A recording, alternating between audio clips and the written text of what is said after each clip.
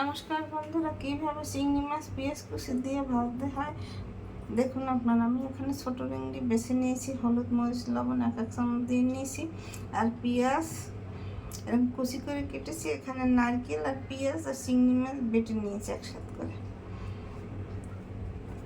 আর সামান্য একটু রসুন দিয়ে দিছি। এখন 1 টেবিল চামচ তেল দিয়ে এটাকে মেখে এই যে একটা পাত্রে রেখেছি ভাজার জন্য কলাপাতা দিয়ে, সেই কলাপাতা দিয়ে দেব। এখন এটাকে মেখে নেব এইভাবে।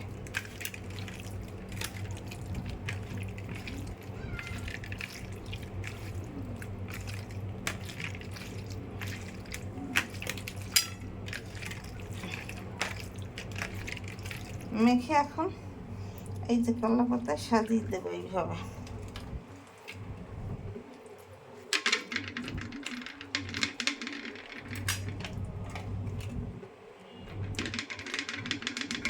আমি তারপর চুলে ভাজা দিয়ে দেবো। 2 মিনিট পর ফিরে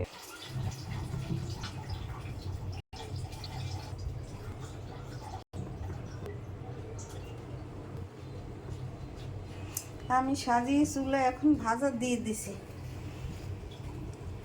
কম আছে ভাজতে হবে, নাহলে পাতা পুড়ে যাবে। এখন ঢাকনা দিয়ে ঢেকে দিচ্ছি। কিছু সময় পরই এটা ভাজা হয়ে যাবে, তারপর এটাকে ফিরিয়ে দেবো আর একটা পাতায়। আমি 2 মিনিট পর ফিরে এসে ঢাকনা তুলে দিলাম। দেখুন মাছ থেকে জল বেরিয়েছে অনেকগুলো, আমি একটু জল দিই না। এখন একটু ঘুরিয়ে ঘুরিয়ে এইভাবে না ভাজলে চারপাশ লাগে না, জলটা টানলেই আমি ফিরিয়ে দেব। আমার এই পিঠে দাগ লেগে গেছে, এই দেখুন। এখন আমি আরেকটা থালায় তুলে নেব।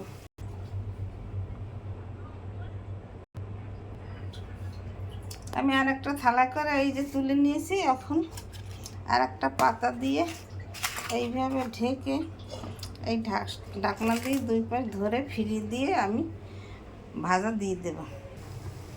আরেকটা পাতায় ফিরিয়ে দেখুন কত সুন্দর ভাজা হয়েছে। সামান্য সামান্য দাগ লাগছে, দেখতে কত সুন্দর লাগছে, খেতে খুব সুস্বাদু লাগবে। এখন একটু ঘুরিয়ে ঘুরিয়ে তেল দিতে হবে।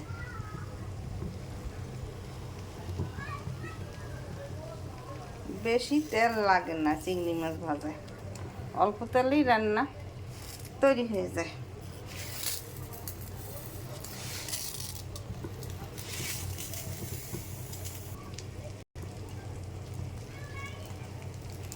আমার মাছ ভাজা তৈরি হয়ে গেছে।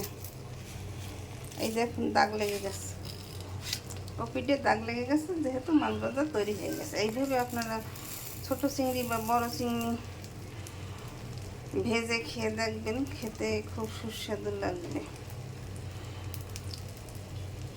আমার চ্যানেলটিকে সাবস্ক্রাইব করে লাইক কমেন্ট শেয়ার দিয়ে পাশে থাকুন। ধন্যবাদ। আমার ভিডিও ভালো লাগলে লাইক কমেন্ট শেয়ার দিন।